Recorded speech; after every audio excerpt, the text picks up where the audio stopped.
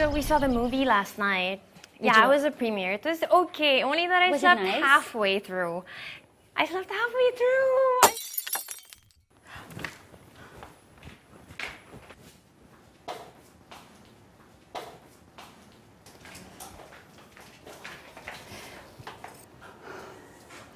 Yeah, my favorite vase, the one you gave me. It's okay, Dylan. Mom is not sad.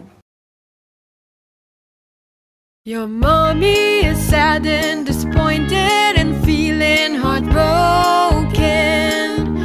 Distressing, that's what she's feeling. Go give her a hug. So tell him it's okay what you're feeling.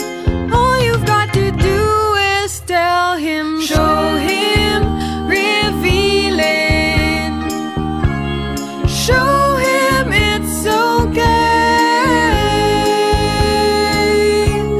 Show him it's okay to have feelings. Teach your child that it's okay to have feelings, even multiple feelings all at one time. Helping him realize that he has made someone feel bad or good prepares him to be ready to deal with other people and to adjust to other situations in the future.